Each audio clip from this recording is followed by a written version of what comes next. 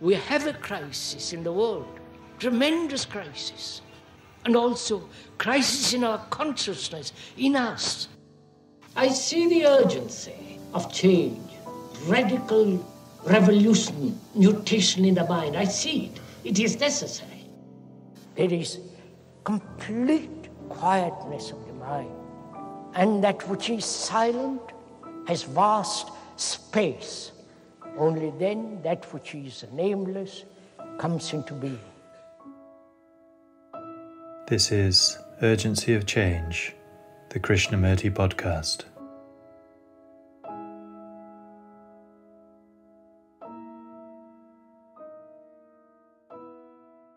As long as we live in opposites, jealousy and non-jealousy, the good and the bad, the ignorant and the enlightened, there must be constant conflict in duality. Hello and welcome to episode 217 of Urgency of Change. Each episode of the Krishnamurti podcast features carefully selected clips from the archives. The aim is to represent different aspects of Krishnamurti's radical approach to many of the issues and questions we all face in our lives. This week's theme is opposites. Upcoming themes are humanity, clarity, and continuity. This is a podcast from Krishnamurti Foundation Trust. Please visit the official YouTube channel for hundreds of full-length video and audio recordings of Krishnamurti's talks and discussions. In addition, the Foundation's own channel features a large collection of specially selected clips. You can also find our regular quotes and videos on Instagram, TikTok and Facebook at Krishnamurti Foundation Trust. If you enjoy the podcast, please leave a review or rating on your podcast app, which helps our visibility. This week's episode on opposites has 4 sections. This first extract is from Krishnamurti's third talk in Calcutta, 1982, titled Do Opposites Exist? When we are violent, as most human beings are, to have an ideal of non-violence has no reality, has no validity. But what has validity, reality, is the fact that we are violent. And to deal with that violence, not in terms of ideals and patterns, but to understand the cause or causes of violence.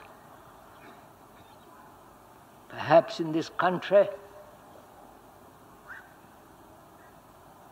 the pursuit of non-violence, which is an illusion, has deprived of our energy to look actually what's going on.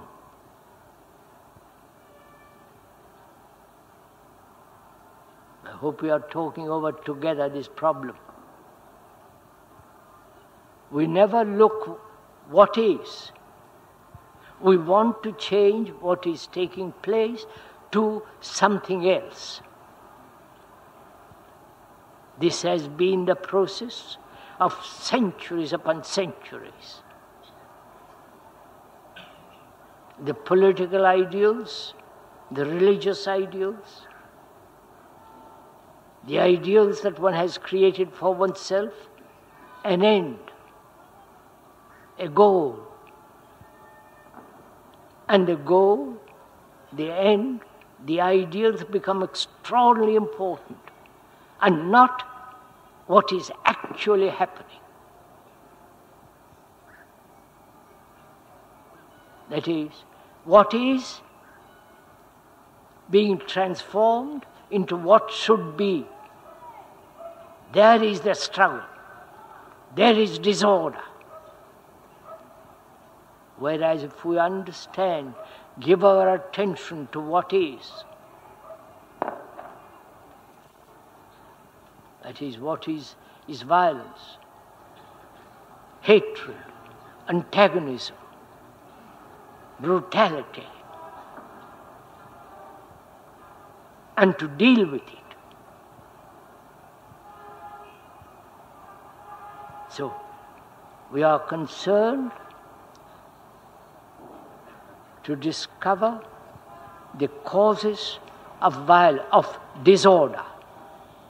So we are saying one of the major factors in life which is disorderly is trying to transform or change what is into what should be.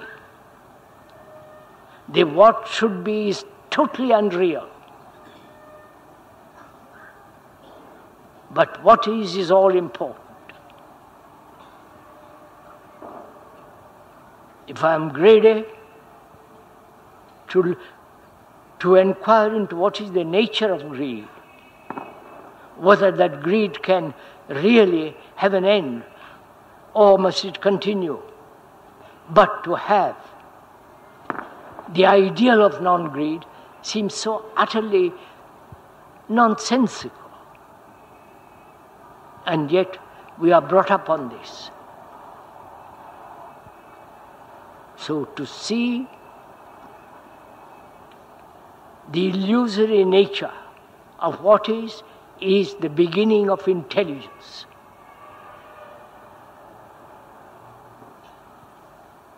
Then there is division in us. There is duality, the opposite. Is there an opposite at all? There is opposite.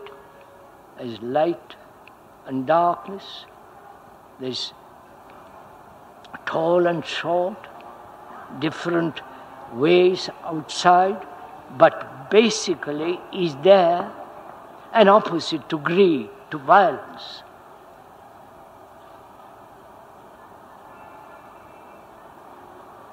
You're following all this, I hope. We're asking if there is an opposite.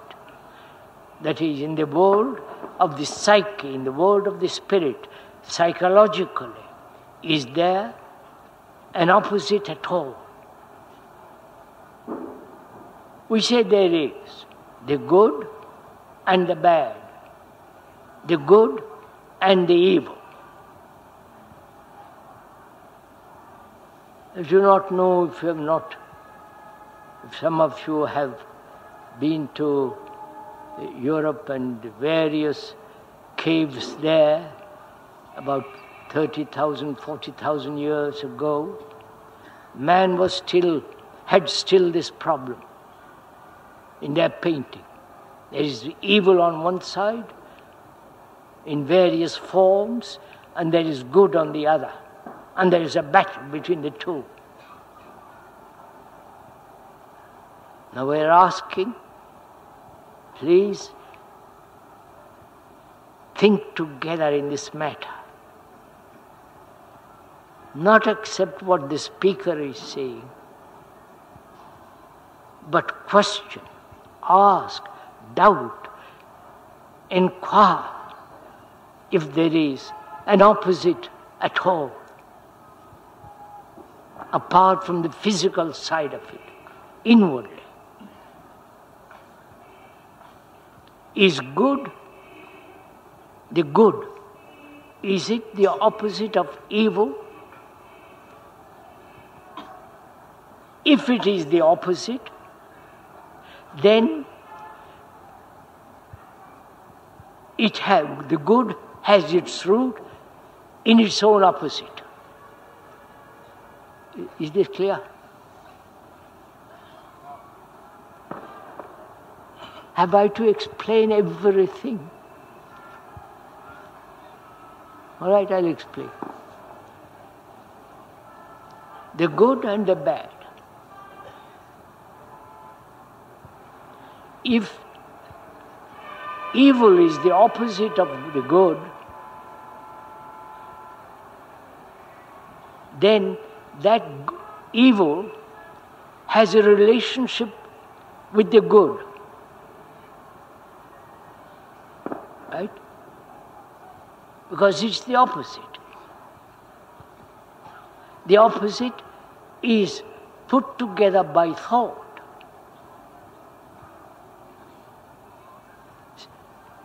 Either the good is totally divorced from evil, or it is the outcome, the opposite, the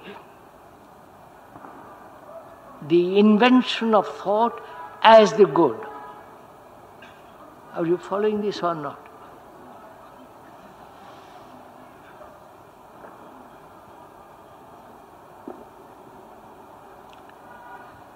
So what is the good? Let's inquire into that.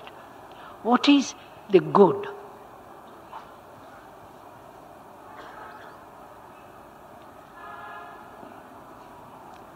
According to the dictionary, which is the common usage of that word, it means good behavior. Good in the sense being whole, not fragmented, but having that sense of or understanding the nature of wholeness of life.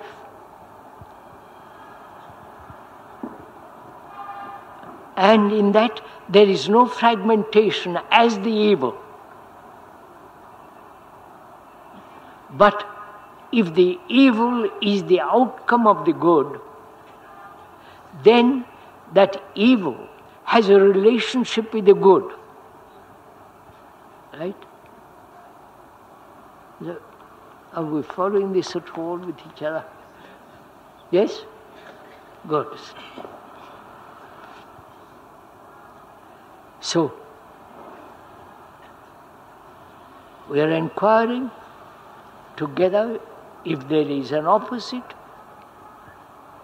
in our life. If there is hate and love,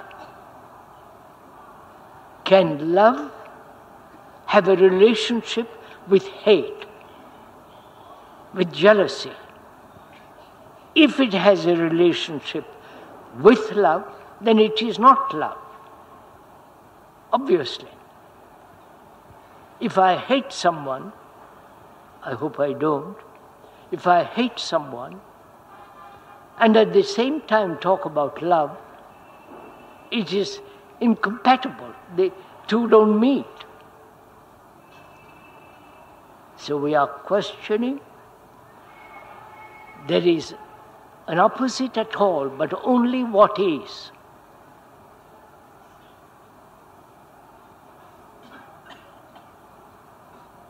Where there is an opposite, there must be conflict.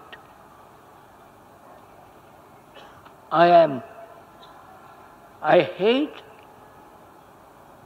and also I think I love.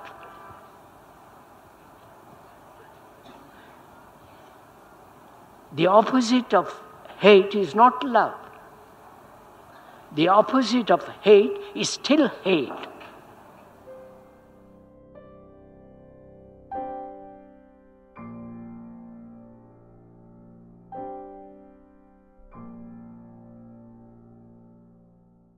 The second extract is from the third talk at Brockwood Park in 1978, titled, "Does Freedom Have an Opposite?"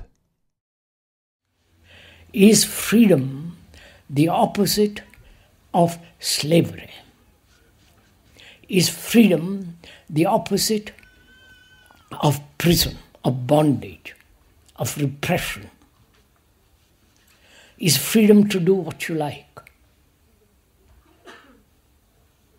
Please, as we said the other day, and we've been talking over together, the speaker is only expressing, I hope verbally, what we're all questioning. Therefore, you are not listening to the speaker, but listening to the questions which you are putting for yourself. Therefore, the speaker is not here. is freedom the opposite of non-freedom? And so is there an opposite at all? And so, that is, if we move away from the bad to the good and think that is freedom, the good being the freedom, if we accept the good, which we can go into presently, what is the good and the bad, is the good, the goodness, the opposite of that which is not good, which is evil, which is bad. If there are opposites, then there's a conflict. If I am not good, I will try to be good. I will make every effort to be good. That if I'm somewhat conscious, somewhat sane, not too neurotic. So now we're asking, is freedom the opposite of anything? Or if it is freedom, if freedom has an opposite, then is it freedom? Please inquire together in this matter. That is, any opposite, the good and the bad, the very opposite of the bad has in it, the opposite of the bad, which is the good has in it the roots of the bad. Go into it, please. Consider it together.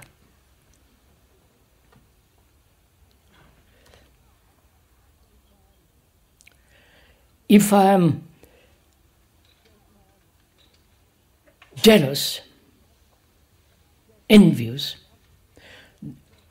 the opposite of jealousy is a state of mind which is not jealous, a state of feeling. But if it is the opposite of jealousy, that opposite has in it its own opposite. Do we see this? Because we want to go this morning into the question of what is love. Whether such thing exists at all. Or is it merely sensation which we call love? So, to understand the full significance and the nature and the beauty of that word which we use as love, we must understand, I think, what is the conflict between the opposites. Whether this conflict is illusory, in that illusion we are caught, which has become a habit, or there is only what is, and therefore there is no opposite to it. I hope this is not becoming too intellectual, is it? Or too verbal or too nonsensical.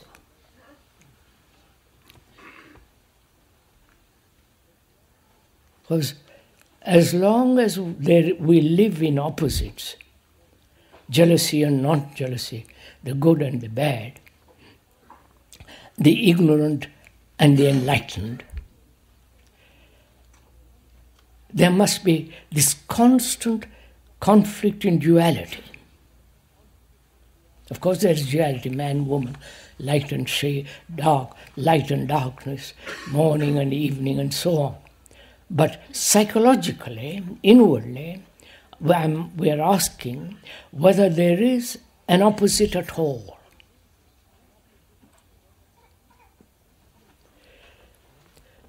Is goodness the outcome of that which is bad?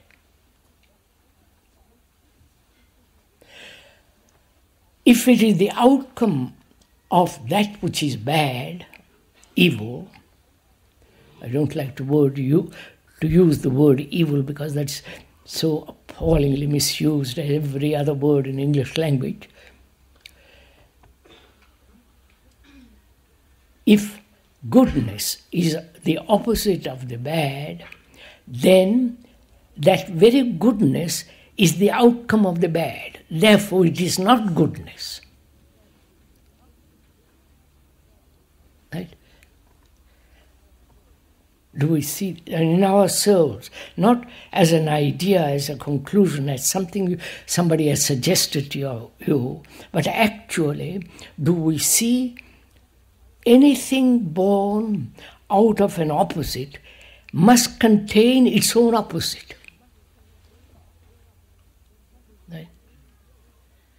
So if that is so, then there is only what is, which has no opposite. Right? Somebody meeting me, we are meeting each other. So as long as we have an opposite, there cannot be freedom.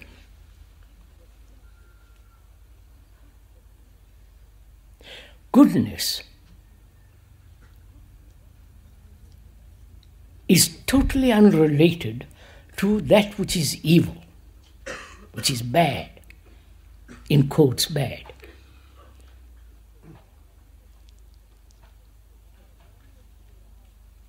As long as we are violent, to have the opposite, which is non-violent,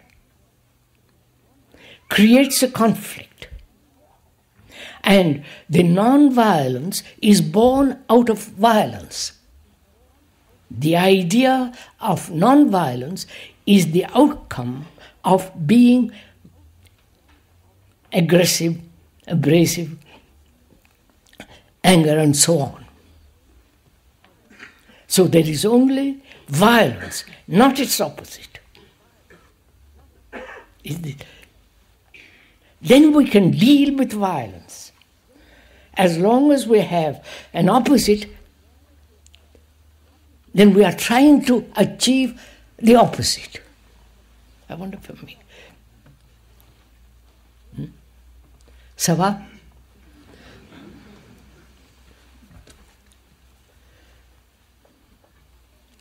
So, is freedom the opposite of non-freedom? Or freedom has nothing whatsoever to do with its opposite? This, please, we have to understand this very carefully because we're going to go into something, which is love the opposite of hate? The opposite of jealousy? The opposite of a sensation? So, as long as we are living in this habit of opposites, which we are, I must not. I am, I shall be. I have been, and in the future something will take place. All this is the activity, the movement of the opposites. That's how do we, may we go on? Va bene? So we're asking, is freedom totally unrelated to that which we call non-freedom?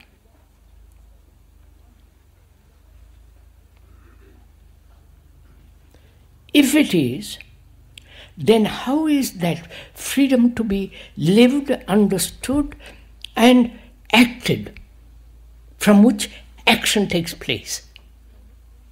We have always acted from the opposites, right? I'm in prison and I must be free of it.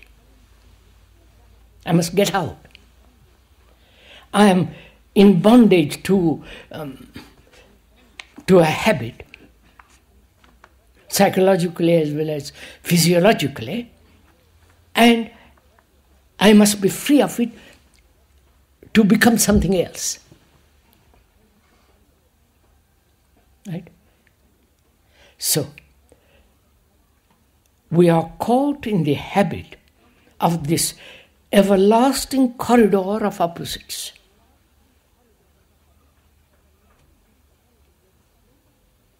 And so there is never an ending to conflict, to struggle, to be this and not that. I think this is fairly clear. Can we go on from there? You're not listening to me. You are discovering this for yourself. If you are, it has significance, meaning, and can be lived daily. But if you are merely accepting the idea of it from another, from the speaker, then you are merely living in the world of ideas. And therefore, the opposites remain. The word idea, the root meaning of it from Greek and so on, is to observe. See what we have made of that word. Just to observe and not conclude or make an abstract from what you have observed into an idea.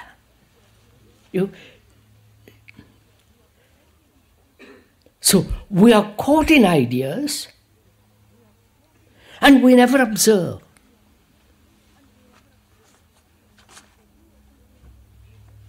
If we do observe, we make an abstraction of it into an idea. So we are saying freedom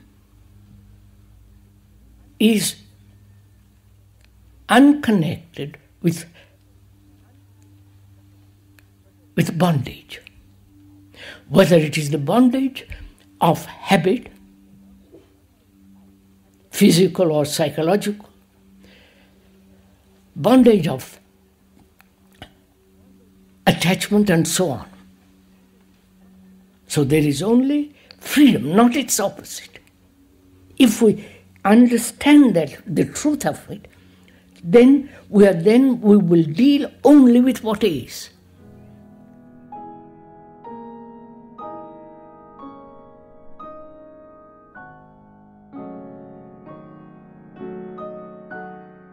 The third extract is from Krishnamurti's second talk in Madras, 1972, titled The Battle Between the Opposites.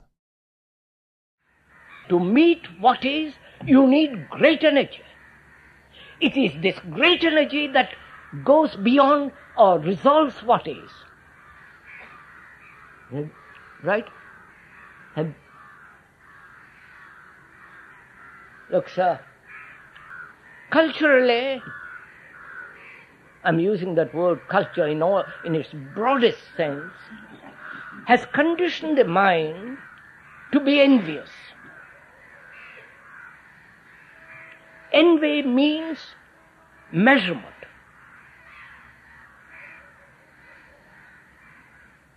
We measure ourselves with another, compare ourselves with another, try to imitate, follow. So, our minds are conditioned to live and function in the field of envy. That is a fact, both in the so-called religious world, when the priest wants to become a bishop,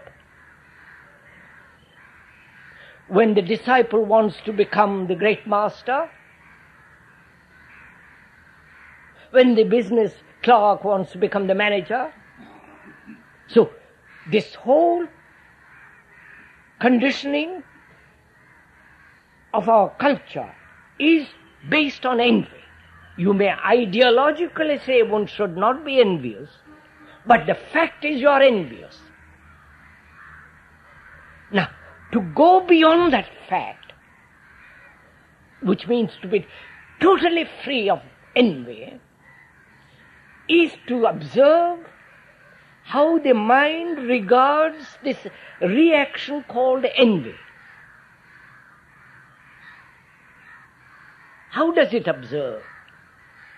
It observes with another fragment of a mind which is conditioned, which says you must not be envious. Therefore control it. And if you would come near God, or whatever that is, you must not be envious. So, one part of your mind is envious, conditioned through culture. Another part of your mind says you must not be envious, again conditioned by a culture. So, there is in this contradiction. And this contradiction is a wastage of energy. So can the mind please do this? As you are listening, do it. With your heart and with your blood, with your passion, do it. And you will see what happens. Can the mind, which has been divided to be envious and not to be envious, the fact of not to be envious is not a fact, but the fact is envy. Now can the mind look at that envy without its opposite, which is not to be envious, or to control envy, or to suppress envy? All these factors of suppression, control, denial, or rationalizing envy is a wastage of energy. Are we traveling together? Avanti. Come on, sirs. So, can your mind observe envy without any contradiction, without its opposite? Just stop a minute there. Is there an opposite at all?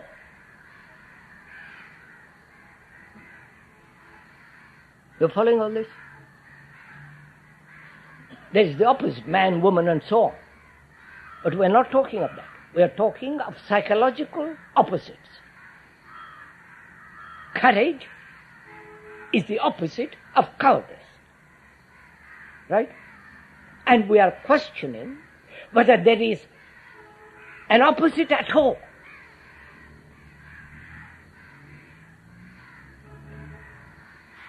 And when you have an opposite, there is choice. The discrimination between this and that. And when the mind is very clear what needs there be to have choice, please go into it yourself. So I am questioning as an investigator, say there is no opposite at all. There is only what is. And therefore no choice. Oh, come on.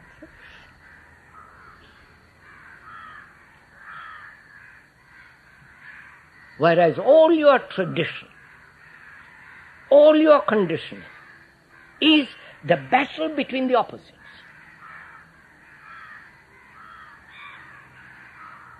When you are passionate, sexual, to have the conditioning which says you must not.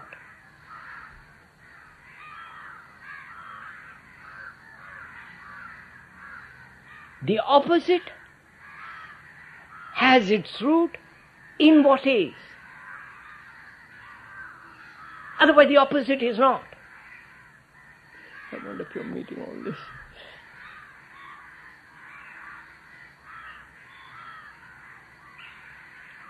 So there is only what is, and therefore there is no choice. There is choice only when there are two or three things. Look, sir, when you are uncertain of a road, you ask somebody.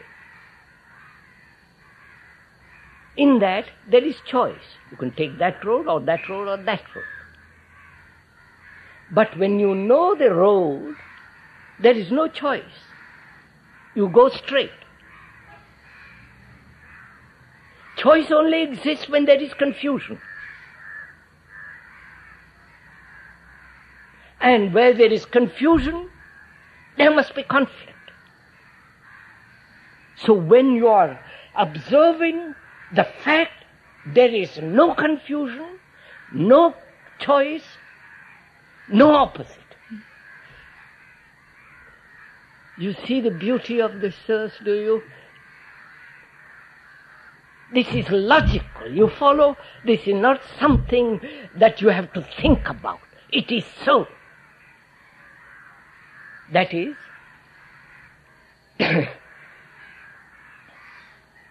envy is our man's conditioning for various reasons, which we don't have to go now. He doesn't know how to go beyond it without effort.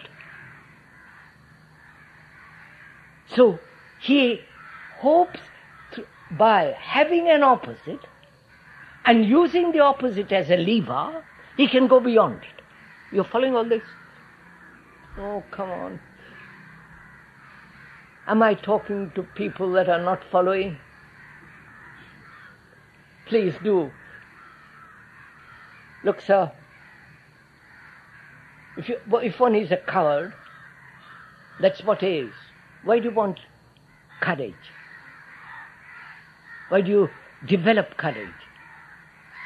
It is because you do not know how to deal with cowardice. If you knew how to deal with cowardice and go beyond it, you don't have to have courage. You follow. But we are trained to develop courage because we don't know how to deal with cowardice. And I say that is a wastage of energy because you have invented the opposite and you are caught between the what is and its opposite. Therefore, when you observe only what is, there is no opposite. Oh, and therefore no conflict.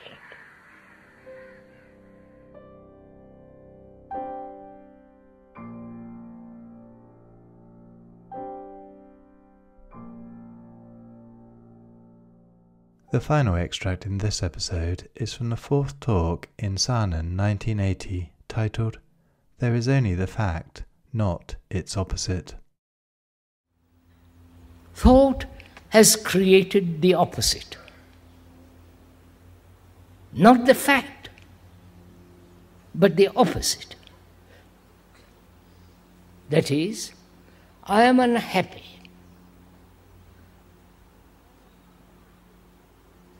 But I have known happiness at some period. And the remembrance of that is a contradiction to what is. You following this? Yes? I wonder. So thought has created the opposite, which is non-fact. What is fact is what is going on. What is happening. The fact is human beings are violent. That's a fact. But thought has said, I must achieve non-violence, which is the opposite of what is. Right? So there is conflict.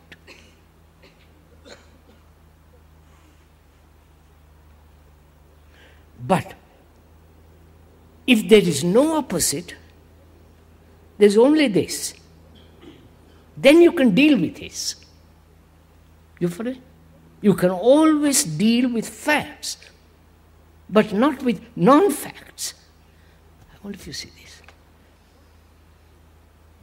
Am I making this too complex? Too abstract? No, it's too practical, I'm afraid.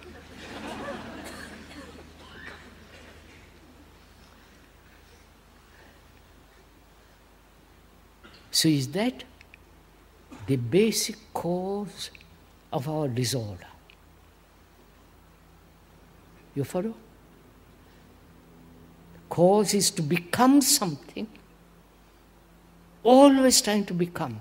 I'm ignorant, I must know more. I don't know enlightenment, I must achieve enlightenment. My mind is in conflict, chattering, I must make it quiet. Is the same principle as the clerk becoming the executive, the parish priest becoming the bishop, and the bishop becoming cardinal, and the cardinal becoming the pope. You understand? The same principle. Is that the cause of our disorder?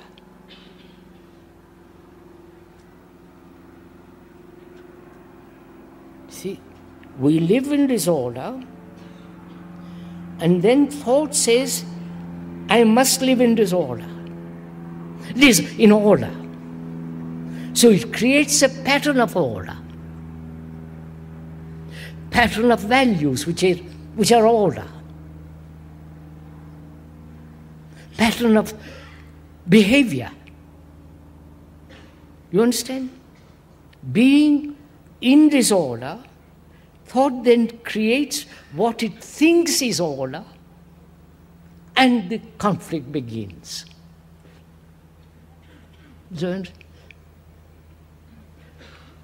So is that the cause of our daily existence in disorder?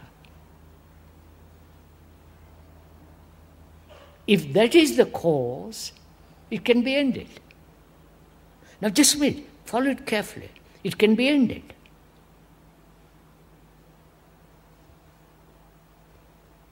Your next question is, how? You are back again into the old principle of tell me what to do. You're following all this? For God's sake, come on, sir. Huh? Right? One sees this fact that thought creates the opposite, and the opposite then becomes important in order to relieve the fact, to go beyond the fact. That is, suppose one is violent. It creates its opposite because it thinks by creating the opposite, through conflict, it can be free of violence. But conflict itself is violence. I wonder if you understand. Right? Can we go on? So, can the mind, which has lived in the pattern of opposites, which is the pattern of non-facts, that is, when there is violence, that's a fact. The non-violence is non-fact. The ideal is non-fact. So can the mind live, look, observe only the fact without moving away from the fact? I wonder if you have understood this. That is, to move away means to suppress, to try to go beyond, to evade it, to analyze it, is moving away from this, from the fact of violence. Right? Are you doing it as we're talking? Or are you just being carried away by the words?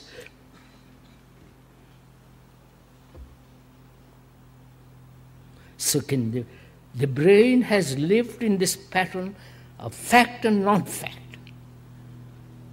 Right? And so created the conflict.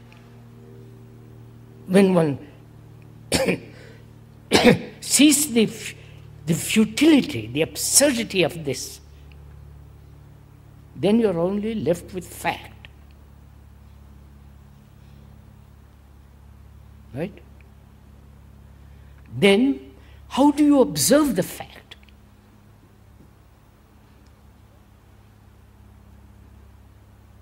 You're not getting tired? Can we go on? How do you observe the fact? That is, the fact is violence.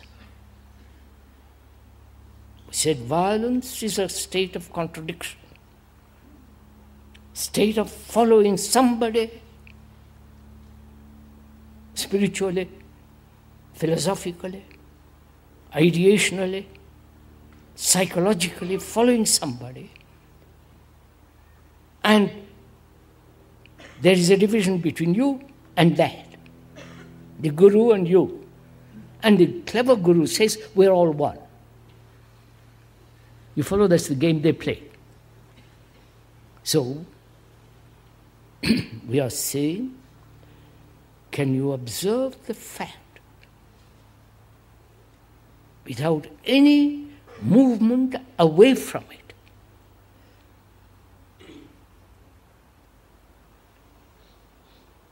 Right? Can we go on? So we are saying, how do you observe the fact? Are you giving a direction to the fact? You understand what I mean? Are you looking at the fact with a motive, which is to direct it? Right? Please, all this requires tremendous attention.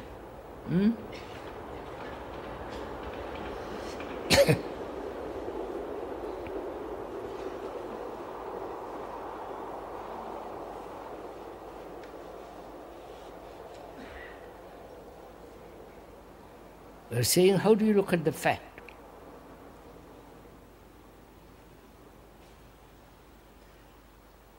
There's only fact, right?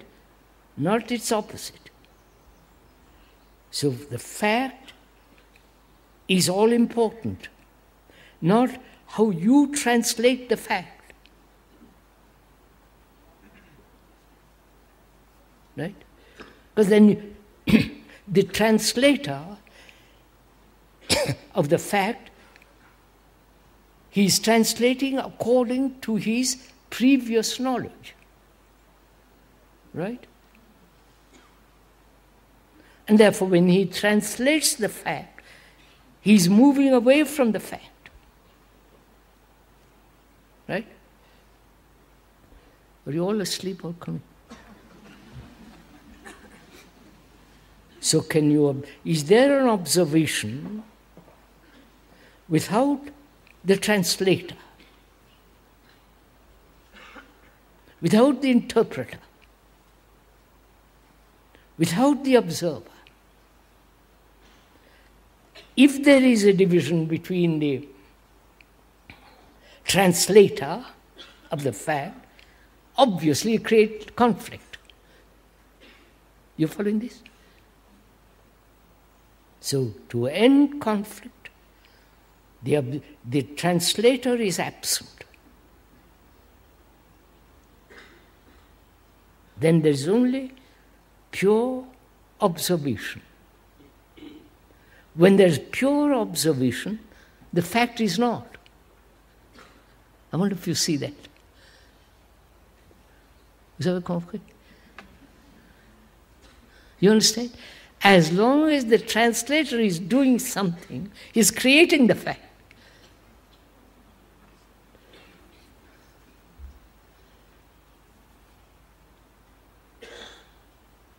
But if the translator, the interpreter, the thinker, the observer is not, the fact is non-existent.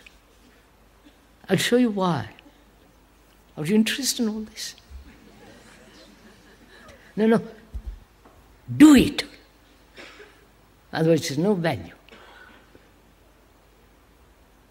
Then it becomes an intellectual game. What is the fact? The fact is violence. I'm taking that as an example.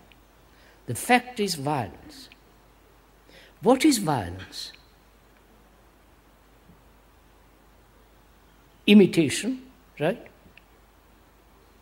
Conformity, comparison, anger, hate, right? Jealousy, fear, sorrow, those are all facts. Depression, elation, sorrow, all that is a fact. When you say it's a fact, what does that mean? Is it a fact because you have remembered that thing which is happening now in the past? You follow what I'm...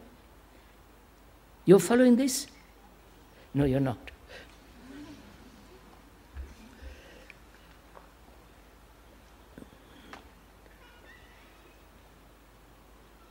I am greedy now.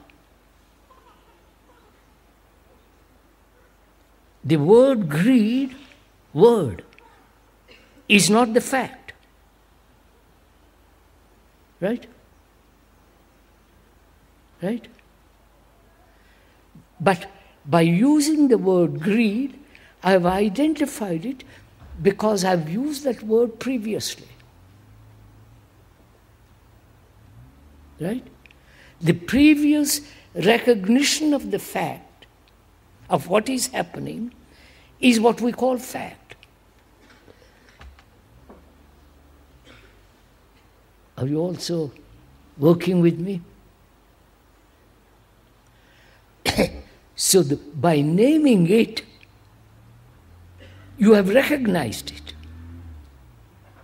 Right? And so you have placed it in the past.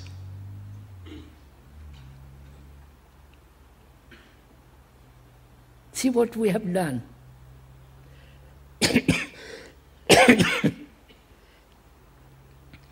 Take a very simple example. One is angry. At the moment of anger, there is no recognition as anger.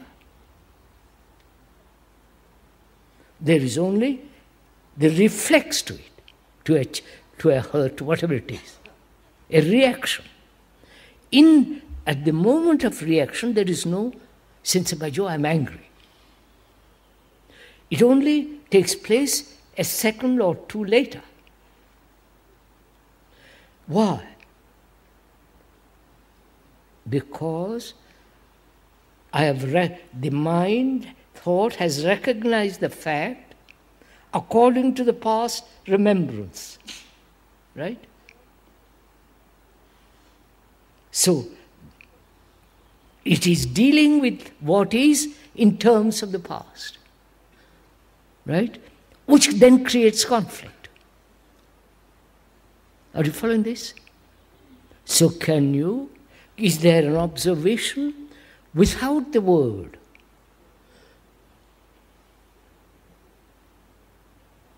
Without remembering this is violence. You understand? Vous avez compris? The moment the process of recognition thought begins, it becomes non-fact. Right? Is this too difficult? Huh? It's fairly simple, isn't it? I'm angry.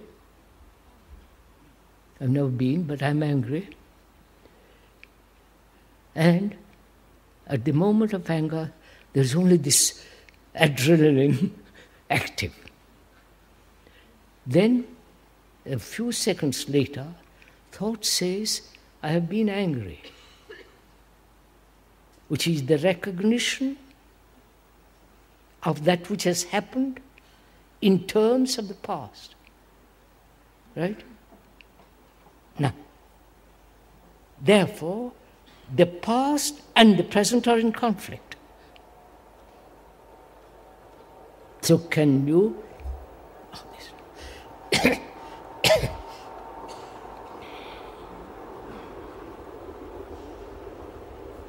So can you observe without the word? Can you observe without the translator? The thinker who says, I remember that.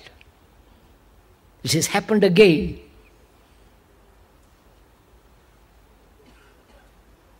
That which is happening has never happened again. I wonder if you see that. It's only the remembrance of that. From that you say it happened again. It's too much for you. So, the pattern which mind, the brain, and so the thought has set, has lived in this conflict from time immemorial. And we are saying the cause of it is this. And where there is a cause, it can be ended. The cause is the division between the actual happening and what should not happen. Right? The ideal.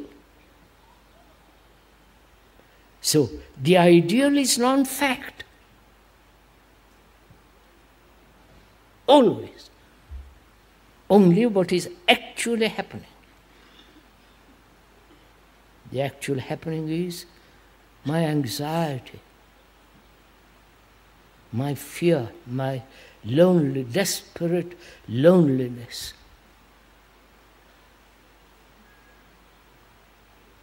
And when there is observation of that loneliness, the word says, I know what it means to have been lonely because I have known it in the past.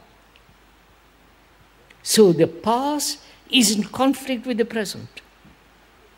You understand this? So is there an observation without the past?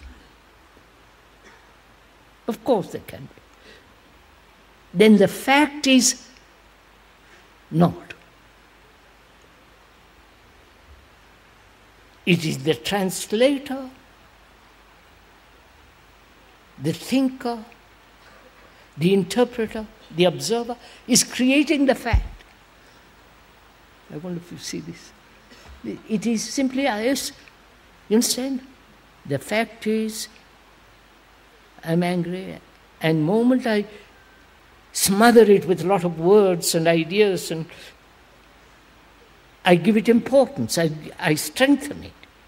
The moment I cease to give it the past history to it, it withers away. You understand? Go to it. Try it. Do it, sir.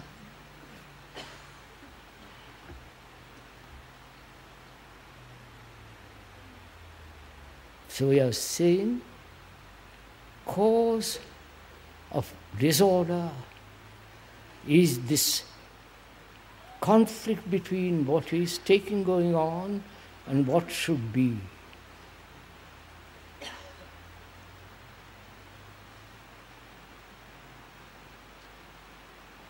If there was no opposite, non-violence, you have to deal with the thing as is. I wonder if you're moving. You understand this? So, we are saying man has lived in disorder. And he has looked for somebody else, an outside agency, to clear up this disorder, both politically, economically, and religiously, so-called spiritually. Moment he does that, he has created the division, right? Where there is division, there must be conflict. When the Jew and the Arab, the Muslim and the Hindu, the Christian and not Christian. So, there is only fact and not non-fact.